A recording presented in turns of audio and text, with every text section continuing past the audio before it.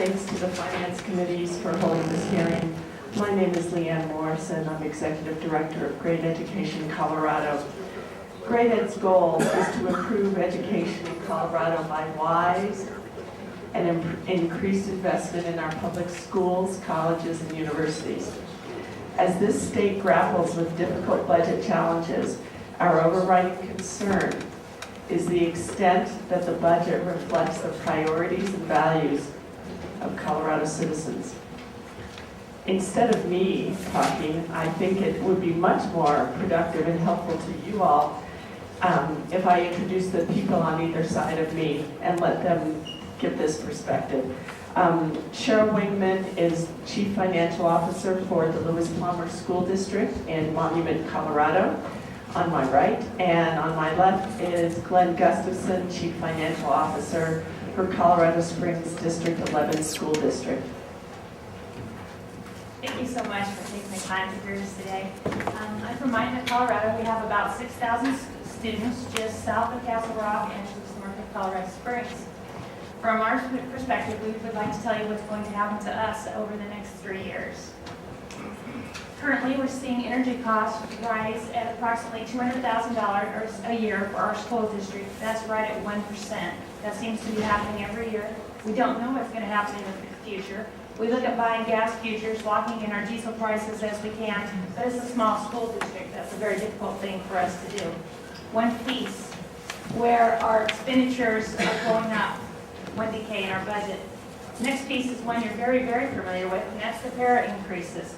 Now, counting the issues that face you currently, for the next 3 years, we'll have a 1% increase on our para costs per year. For us, again, another 1% we have to grab onto and find money for. On the state side, currently, next year, we're projected to lose $1.7 million worth of funding.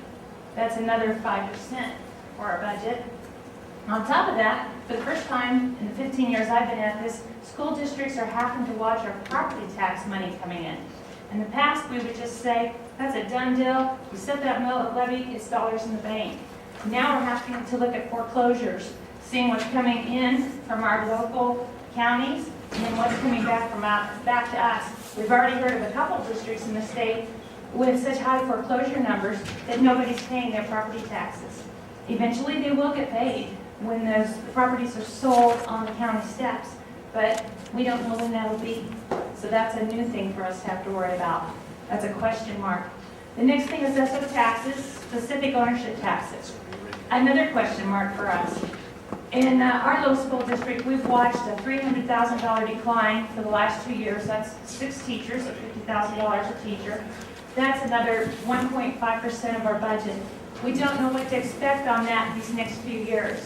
The state does estimate that amount, or part of that amount, when they give us our school finance formula, which I know many of you know, but they don't cover the specific ownership taxes connected with mill levy overrides or bonds.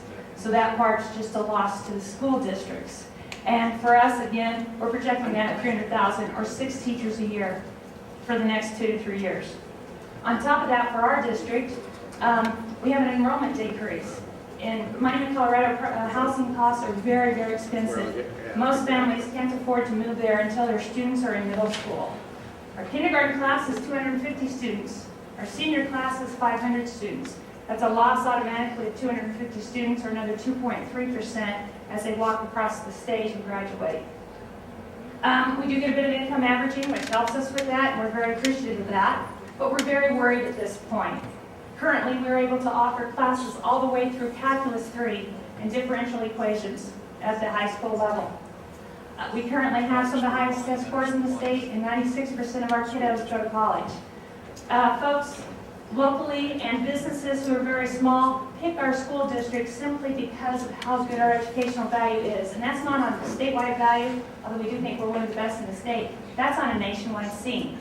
We don't know if we're going to be able to continue to offer that and continue to have that high level of educational expertise for our students. So just real short and sweet, from our school district, that's what we're looking at. We're meeting with other school districts in the Colorado Springs area to figure out what we can do for collectively, but we certainly don't have all the answers, and we're, of course, very concerned.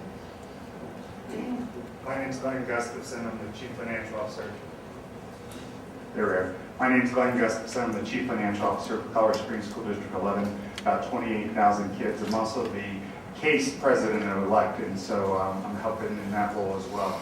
Cheryl has very accurately gone through all the impacts. I've given you a very brief 2-page document, and on the back of that document is how we forecast the impact of School District 11.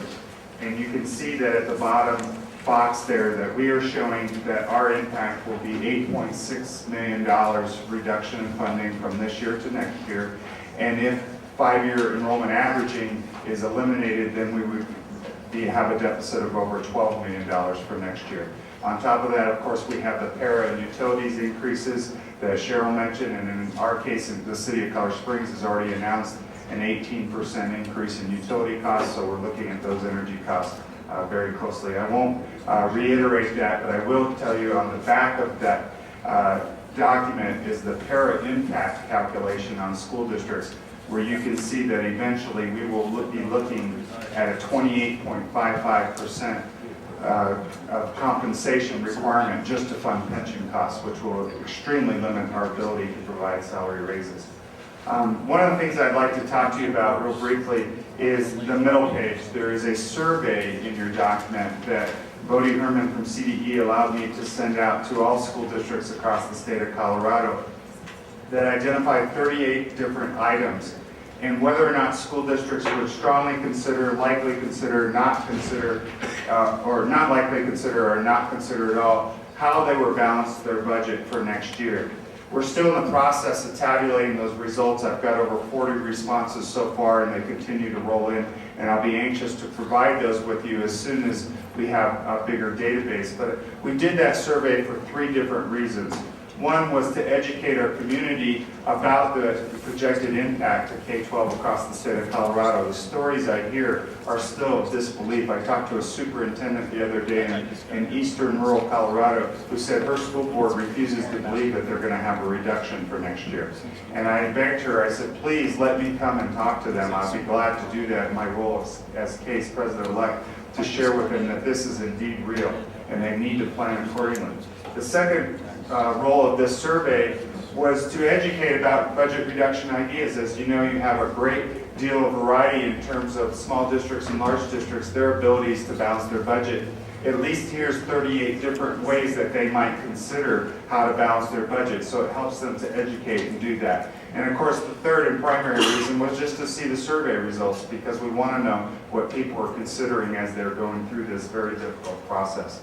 I'd like to conclude with, we have a very heartfelt appreciation and sympathy for what's going on in the state of Colorado. We know that this is a very, very difficult scenario. We've seen the numbers from the governor's office. We know how greatly the state general fund budget has been impacted. But we also have some very difficult things to work through. We have labor negotiations that in our case involve a union that will require a considerable amount of energy to just educate and work through those considerations. And we know that in the end, with 85% of our budget being salaries and benefits, we will either have to impact the number of people getting paid or how much they get paid. And furlough days and across the board pay cuts will be a strong consideration for that. In some ways, it reminds me of when you go in the restaurant and you see that giant thing where you roll the penny and it just keeps circling down to the bottom, that this whole economy is that penny rolling down the bottom. And now we're seeing the trickle-down effect from the national economy to the state economy to the local economy. And now it will go to the next layer of the economy, the individual taxpayers that work in our school districts. Thank you for this opportunity.